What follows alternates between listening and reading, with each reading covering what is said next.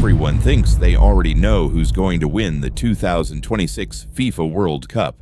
Ask almost anyone, and you'll hear the same answers. Brazil, France, Argentina, maybe England, maybe Spain.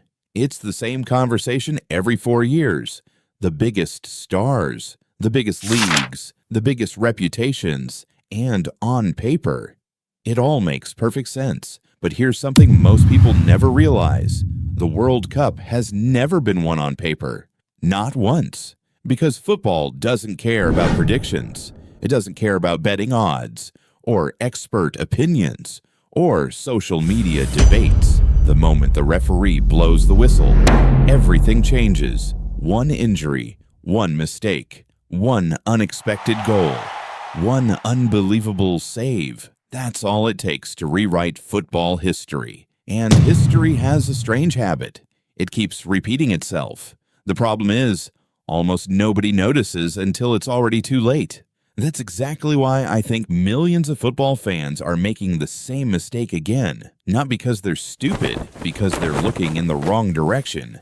Every World Cup follows the same pattern. Months before the tournament begins, the predictions start. Television analysts compare squads. Fans argue online for hours. Experts rank every team from strongest to weakest. Someone always creates a list of favorites. Someone else predicts a surprise. And somehow, almost everyone forgets what makes the World Cup so special. This tournament is different. League football rewards consistency. The World Cup rewards moments, 90 minutes, one decision, one counterattack, one penalty, one heroic save. Entire countries wait 4 years, only to see everything decided in a single afternoon. That's why statistics only tell part of the story, because confidence changes games, momentum changes games, belief changes games, and sometimes one team discovers that belief before everyone else notices. When that happens, predictions stop meaning anything. History starts writing itself. If you don't believe that, go back to 2022, before a single ball was kicked. Almost nobody believed an African nation could reach the semifinals. The favorites looked obvious. Brazil looked unstoppable. France were the defending champions. Argentina still had Lionel Messi chasing the one trophy missing from his career. England had one of the deepest squads in the tournament. Every discussion sounded exactly the same. The trophy would almost certainly stay with one of football's biggest powers. Then, the tournament actually started. Suddenly, Belgium were beaten. Spain were eliminated. Portugal went home. One after another. The impossible kept happening. Millions of prediction brackets became useless. Football analysts started rewriting their opinions after every match. Fans around the world couldn't believe what they were watching. It wasn't luck. It wasn't magic. It was preparation meeting opportunity. And by the time everyone finally understood what was happening, history had already been made. And that team was Morocco. Not Brazil, not France, not Argentina, Morocco. A team that most people expected to go home in the group stage. A team that wasn't filled with Ballon d'Or winners. A team that wasn't expected to make history. Yet match after match, they proved everyone wrong. First, Belgium, one of the highest-ranked teams in the world, defeated. Then Spain, a nation known for dominating possession, eliminated.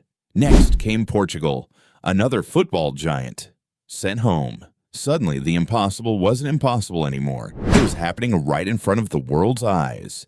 This wasn't luck. Lucky teams don't eliminate world-class opponents over and over again. This was discipline, organization, belief. Every player knew exactly what they had to do. Every tackle mattered. Every pass had a purpose. Every sprint meant something. While other teams relied on individual brilliance, Morocco trusted the team.